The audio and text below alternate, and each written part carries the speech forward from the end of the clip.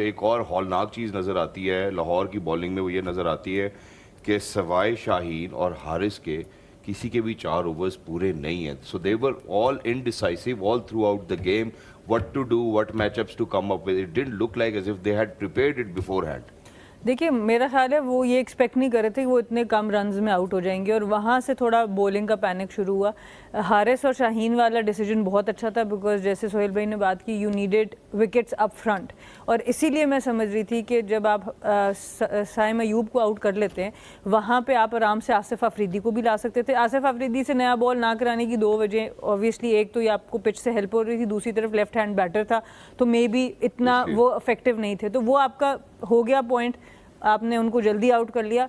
उसके बाद आपको सिकंदर और आसिफ को अगर आप ज़्यादा ले आते और फिर 1-2 विकेट और गिरती हैं और आप मोहम्मद अजब जो उनका नाम है आजब, उनको अगर आप ले आते तो मे बी वो और भी बेहतर परफॉर्म करते ऑफ प्रेशर के जब 1-2 कोई नए प्लेयर्स ऑन द पिच होते हैं. तो ये छोटी छोटी चीज़ें होती हैं जो ऑब्वियसली आप बाहर से बैठ के देखते हैं. ऑब्वियसली बाद में हमेशा आसान होता है मैच को एनालाइज करना, लेकिन जब आपने विकेट टेकिंग ऑप्शंस की तरफ जाना है और इतना लो स्कोरिंग मैच आपने डिफेंड करना है तो आपके पहले 3 से 4 बॉलर बहुत तगड़े होने चाहिए ताकि दूसरी टीम के ऊपर प्रेशर तो आए. जब मिडिल में आपको 2-3 ओवर्स ऐसे मिल जाते हैं कि डेरिल मिचेल को आप पहले ला रहे हैं अपने मेन स्पिनर से, तो फिर ऑब्वियसली प्रेशर तो ऑफ होगा. ठीक है उन्होंने 5 ही रन दिए हैं बट विकेट नहीं ले सके तो बैटर सेट हो जाता है. उसके 2-3 बॉल लगते हैं बल्ले पे तो वो आप यू फील सेटल्ड. और उसके बाद जब इतनी अनसर्टेनिटी होती है, जब आपको पता है कि यार ये तंग करने वाला बॉलर शायद ही दोबारा आएगा, तो आप फिर उसके बाद कोशिश करते हैं कि उसके ओवर को पास करें, सिंगल डबल करके गुजारते हैं, बड़े मजे की बात है ये कि अभी कुछ मैचेस पहले ही, यानी कि जब पहले 2-3 मैचेस हमने देखे तो हम सारे पेशावर ज़ल्मी की बॉलिंग के बारे में बहुत परेशान थे, कंफ्यूज थे कि क्या हो रहा है. और आज इस तरह सुहेल ने भी कहा कि थोड़ी शक्ल निकल आई है against a side that is known to be the best bowling lineup, historically अगर आप देखें Lahore Qalandars. But Peshawar Zalmi now after these performances, after these spells and after Babar, seeing how Babar is utilizing the bowlers, I think they finally may have cracked somewhat of a plan, and especially Ali Raza coming back into that form. So I think good for Peshawar Zalmi. And obviously,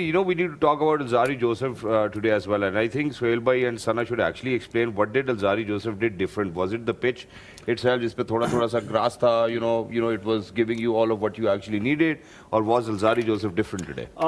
अगर आप run up को भी देखें तो उसमें ज़्यादा power नज़र आई मुझे, वो एक एग्रेशन के साथ. और उनके चेहरे को भी अगर आप देखें ना, लुक वेरी डिटरमिन.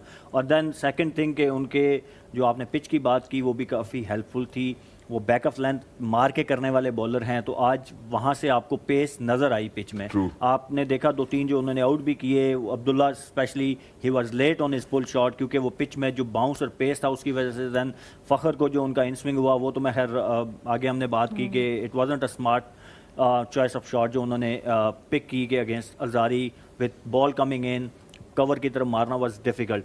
तो आई थिंक कि दोनों चीज़ें मुझे नज़र आई आज. उसमें वो एग्रेशन नज़र आया जो कि कैरेबियन बॉलर नॉन फॉर, और दूसरा पिच की हेल्प ने भी उनके लिए चीज़ें आसान कर दी. तीसरी चीज़ लाहौर कलंदर की शॉर्ट सिलेक्शन ने कुछ और चीज़ें आसान कर दी. काफ़ी सारी चीज़ें सही है. अच्छा, बड़े मज़े के आज मोमेंट्स मैच में हुए, बट एक जो बहुत इंटरेस्टिंग लगा कि लाहौर अपने होम ग्राउंड पे खेल रहा है और crowd is there and it's a full house and all of that. But जब बाबर आजम की LBW अपील हुई, जब वो पूरा रिव्यू हो रहा था, Everybody was sad. Yeah. Not out का डिसीजन आया and the crowd went crazy. And that's the power. Like आप लाहौर में खेल रहे हैं, आप कोई भी team, I think this goes on to show एक कि कितना बड़े स्टार हैं Babar Azam. World wide, not just nation wide, world wide fan base है. But must be frustrating to be Lahore Qalandar player at that moment. ये क्या हो रहा है? लाहौर कलंदर की जर्सी उतार के नहीं भाई, ये अब बाबर भाई की जर्सी पहने के बस. ये क्या हो रहा है? ऐसा कभी हुआ वैसे आप लोगों के साथ फील्ड पे? देखिए बाबर क्राउड का सपोर्ट है आपको इवन दो आपका होम क्राउड नहीं है. ये as you said Babar is the biggest brand right now in Pakistan, biggest star. And वो कहीं भी खेलेगा, कराची में खेलेगा, मुल्तान में खेलेगा, पिंडी में खेलेगा. हाँ एग्जैक्टली. एज ए पाकिस्तानी वो कराची किंग्स है सिर्फ. वो कराची वाले मैच में. तो क्राउड उसके लिए आपको चेयर करता हुआ नजर आएगा, which is rightly so. He earn that अपने ओवर द ईयर सर्विसेज वो पाकिस्तान, जितनी उन्होंने पाकिस्तान के लिए सर्विसेज की, पाकिस्तान के लिए नाम बनाया वर्ल्ड वाइड. तो I think good to see him back in form. आज मुझे वो पुराने वाले बाबर नजर आए. रीज़न मेरे ख्याल में जैसे मैंने कहा कि पिच में पेस था, तो जिस तरह की बाबर की बैटिंग है, ही नीड्स दैट पेस कि वो टाइम से खेलें. He is not a powerful batter Yeah, जो कि time से. वो ओवर द टॉप जाके तो हिटें मारते हैं. ही He's needs played that so much पैस के cricket in टाइम Qaddafi करके. Stadium, so he is but आज वाला कज़ाफ़ी वाला पिच जो है ना, ये अनलाइक कज़ाफ़ी वाला पिच है. Gaddafi is known for its slowness. उनकी पिच कराची की जो वो कज़ाफ़ी की जो है वहाँ पे पेस आपको इतनी नहीं मिलती.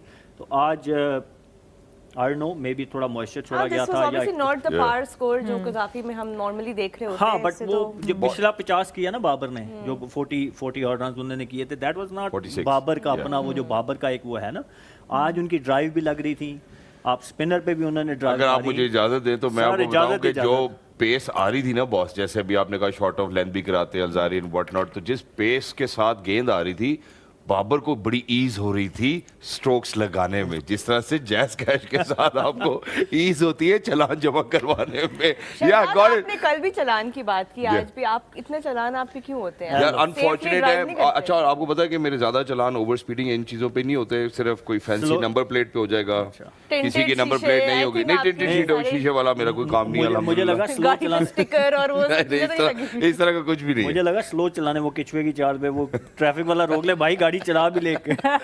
या but most of the time मेरा जो चलान हुआ वो कोई फैंसी नंबर प्लेट पे हुआ है.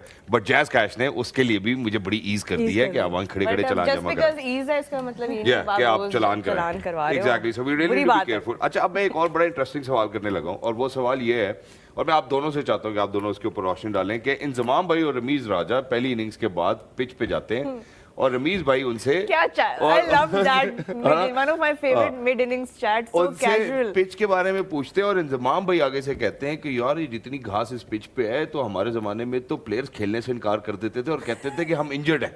अब आपने ये बताना है कि आपके जमाने में कौन से खिलाड़ी थे जो ये कहते थे पिच पे घास देखकर. अच्छा, ये मैंने सुना है वाक्य ना, हमारी पिंडी की टीम के ठीक रिलेटेड है. है. इन फर्स्ट क्लास क्रिकेट के जब हमारा टूर होता था ना पेशावर का, लाइक मेरे से पहले वाला जो बैच था, तो जब वहाँ पे जाते थे तो उस टाइम उनकी पेशावर की बॉलिंग बड़ी तगड़ी, कबीर खान और वो 3-4 फजल अकबर वाज ऑन स्पीक, और फर्स्ट क्लास में वो मतलब 1.5-2 दिन से ज़्यादा, और साथ मारते भी थे, सिर्फ आउट नहीं करते थे.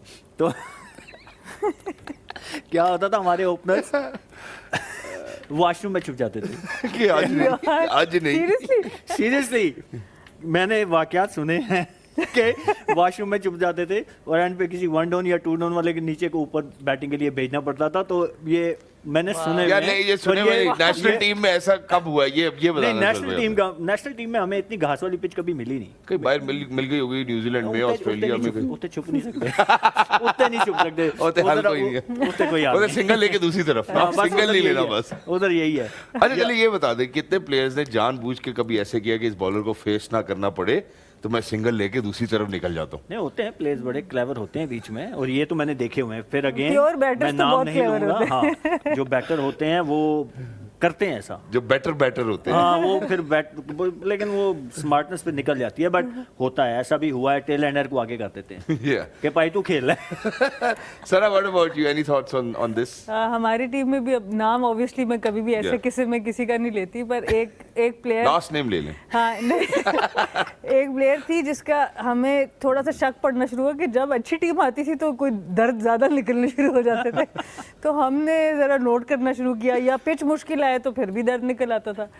फिर हमें जब ज़्यादा समझ आई तो एक आसान पिच वाले मैच पे और आसान टीम वाले मैच में हमने ज़बरदस्ती उनको बिठा दिया, तो बड़ी नाराज़ हुई. और फिर आहिस्ता आहिस्ता हमने उनको समझाया कि बेटा टीम पाकिस्तान फर्स्ट है.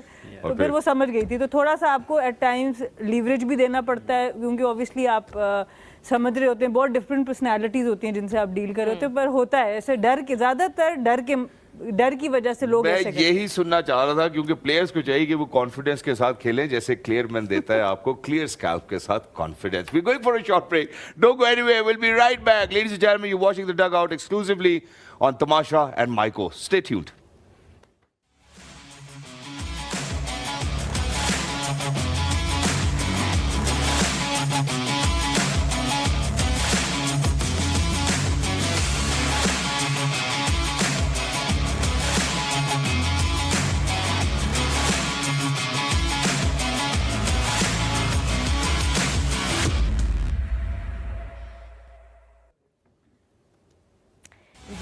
welcome back. Thank you so much for watching us on the Dugout. You're watching us, of course, exclusively on Tamasha and Maiko. हमने post match analysis अपनी wrap up की है क्योंकि मैच जो था वो थोड़ा सा उस तरह का थ्रिलिंग नहीं था जिस तरह का हम चाह रहे थे, लेकिन फिर भी लाहौर कलंदर्स ने पूरी कोशिश की and in the end Peshawar Zalmi won by 7 wickets and we talked about the match.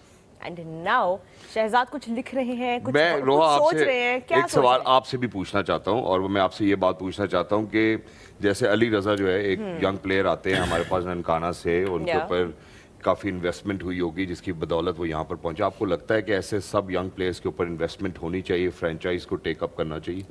बिल्कुल, आई थिंक फ्रेंचाइजेस को भी करना चाहिए और ऑब्वियसली जो कंसर्न जो बोर्ड है या जिनकी टीम्स को वो रिप्रेजेंट करें वो प्लेयर्स, उन सबको इन्वेस्ट करना चाहिए ऐसे प्लेयर्स पे क्योंकि यही हमारा फ्यूचर है।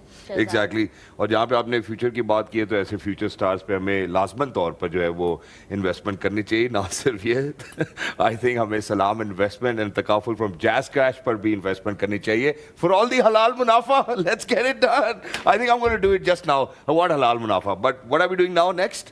I think we're going towards हम सबका favorite segment. It's time now for Ask the Expert.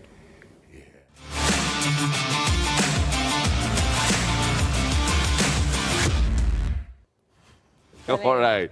Feel So I like get started. You have some content. I can see. Yep, I have a already. lot of content over here, so I'm just going to open up my Twitter first and then see what the people have been asking. Everybody who's out there, you can actually send us your questions at the आपका वैसे hashtag. कैसे चल रहा है? हमारा तो access नहीं होता। VPN से. You know, that's what VPN is used for, to run Twitter. All right, Sohail भाई, सबसे पहले आपके लिए सवाल आया जी, बड़ा ही तगड़ा सवाल है बॉस, बड़ा देख के आपने जवाब नहीं, देना है। पहले रोहा का मुझे वो एक्सप्रेशन तो एंजॉय करने दें। अच्छा करें।